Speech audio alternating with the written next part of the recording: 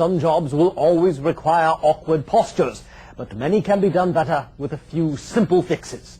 Some things that might work include changing the height of a workstation or display, tilting or rotating work to a better position, standing on a platform to bring you up closer to the work, or putting your work on a platform to bring it up closer to you, and bringing items within easy reach.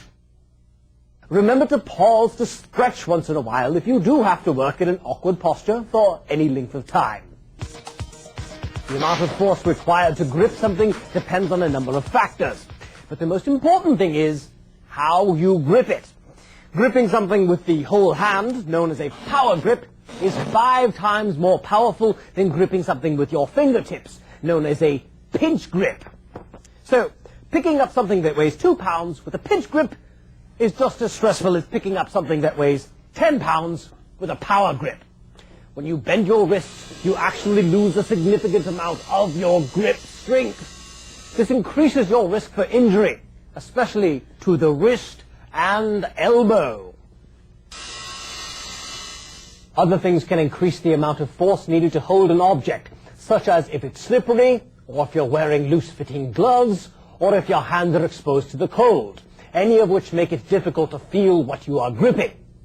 One of the best ways to reduce grip force is to use power grips instead of pinch grips whenever possible. For example, picking up an object from the bottom using your whole hand. Attach handles to things or use lift tools. Another great idea is to build up the handles on small tools to reduce the grip force. There are several things you can do to reduce the force you use when handling objects. Pick up smaller loads. Use power tools instead of hand tools.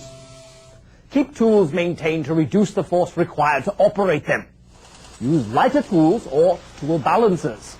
Use 2 hands to cut the force per hand in half. And remember to keep your wrists straight. Grip forces are also a problem if you hold onto an object for a long period of time. You can avoid this by using clamps to hold on to your work, placing items on a cart rather than carrying them, and putting a tool down when you're not actually using it. Motions are considered highly repetitive when you use a part of your body to make the same motion over and over again without pauses. Most repetitive motions involve the hand, wrist, elbow, shoulder, and neck. Making the same motion repeatedly can cause a lot of wear and tear on the joints. If you don't rest to allow time to heal, the damage can just keep building up.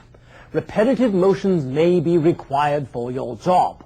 However, a lot of times you have some control over what motions you make and how often you make them.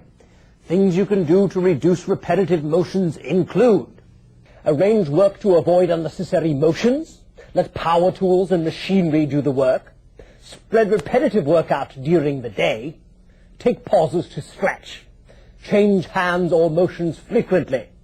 If possible, rotate jobs with co-workers. Intensive keying is a specific kind of repetitive motion.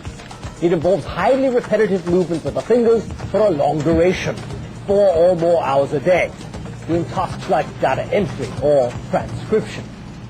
The repetitive movements of your fingers create a risk for hand and wrist injuries. However, intensive keying can be stressful for your whole body, especially if you work in awkward postures as well. There are several things you can do to reduce risk of injury from intensive keying. Spread keyboard work throughout the day. Take pauses to stretch, improve your posture, and move around as much as possible. Repetitively using your knee as a hammer, such as this carpet layer is doing to stretch carpet using a knee kicker, can damage the soft tissues in the knee. God, that has got to hurt! Similarly, there are many soft tissues in the palm of your hand that are easily damaged when using the palm as a hammer. Fortunately, there are easy solutions to these risk factors. I was glad to find out that there are power stretchers available for carpet layers that don't require a knee kicker. Tools like rubber mallets can be used in place of the palm in many cases.